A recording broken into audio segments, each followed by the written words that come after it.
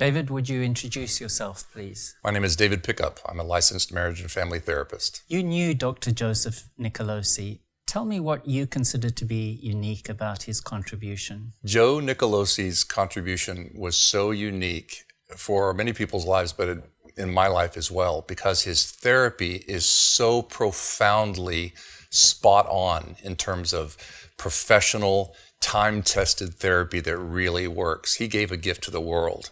He gave a gift to me, and what he caused also, because of his great training with my internship with him, was giving me a career that he was more than equipped to handle. His expert leadership in philosophy, theory, practice, encouragement, inspiration, he had it all. And yet there's been opposition to his work. Why do you think that is? I think there's several reasons why that is. One, from a psychological perspective, the cognitive dissonance is so seemingly impossible for much of the activism in the LGBT community that they can't, in my opinion, can't truly hear somebody else's viewpoint. It ultimately is, unfortunately, quite intolerant,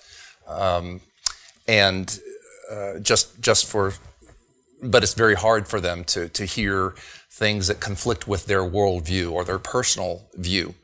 So then politically, the LGBT philosophy is in great force in our world today. And so it's being framed by the major media, more or less, that if you don't believe that way, it's an or else factor.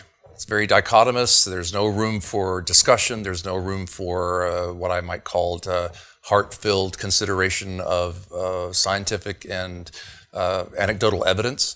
And because those issues exist, I think that's what makes it really rough for people in this world for whom this therapy fits marvelously. So how was it when you heard about the fact that he'd passed away for you? Like everyone else, I was shocked, to say the least.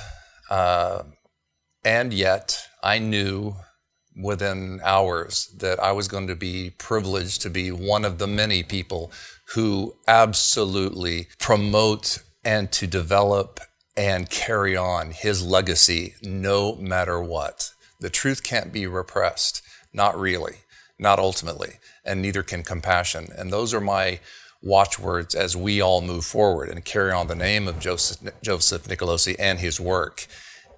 We will persevere. And I knew that I would be coming to his memorial. I knew things would be happening because I've experienced deaths in my own family, so I know what happens in these situations. So when you get through the shock and when time tells, then after all is said and done, his work moves on, and he's left us a great, great legacy. So tell us about that legacy. What do you believe it will be? His legacy will be several key things. His legacy will be NARTH, absolutely, and the Alliance.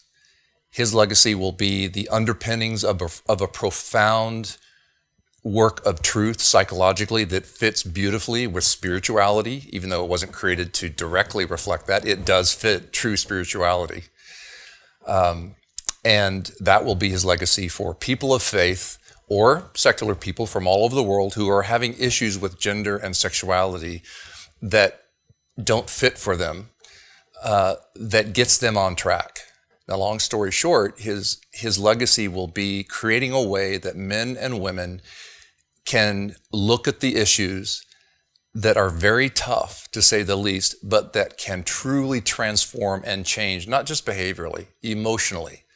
I see the effects of his legacy every week in my office because I was trained in with his marvelous training, and I carry on that legacy throughout my office, and I know my colleagues do as well, because we're all trained pretty much the same way. So, and then his legacy for the world is a legacy of the same thing, truth and compassion. Even though many parts of the world, not many, some parts of the world who don't understand this, who don't bother to even find out what this is all about, they may rip him to shreds still, but it doesn't matter because the truth and compassion will ultimately prevail. And that is his legacy in this therapy work. Why do you think it is that it's persons not only with a faith background, but also those with a no faith background seem to find help in the work of Dr. Nicolosi? That seems a complexity that is held together that is surely unique. It's a complexity that is actually greatly simplified if what you have is the truth of the blueprint for humanity. Sure, that's reflected, in my opinion, through spirituality, through God's design. However, even without acknowledging God, you still have the design of human beings. And when psychology hits the mark, it becomes very simple, actually. So if homoerotic feelings are caused by, long story short, but nonetheless, if homosexual feelings are caused in childhood and beyond by very deep wounds to identity of gender and same-sex needs for love, affirmation, affection, and approval, if that's really true, then what he says makes a lot of sense. It all becomes very simple. And so anybody, no matter if they're a person of faith or not, can access those wounds because they are who they truly are. This work is about the rise of the authentic self. That's what it's really about. And that, through this therapy, is what is found out, whether you're found out and then healed and moving on in growth and change is possible, no matter if you're a person of faith or a person of secular belief. In a nutshell, tell us what reparative therapy is. Reparative therapy is about the rise of the authentic self by healing the emotional trauma that happens to children, usually in childhood, around gender identity issues and same-sex needs for love and affirmation and approval that get thwarted, unfulfilled, or because of abuse are resulting in a false self or a shame-based self, and all that with reparative therapy gets healed in a very psychodynamic way. And when that heals, when that changes, then the symptom, if you will, of homoerotic impulses automatically, spontaneously begin to lessen and dissipate. Is there anything else you want to add now? Just that Joseph Nicolosi was not just my colleague, but my friend. We have a long history, and I honor him today. David Pickup, thank you very much for your time.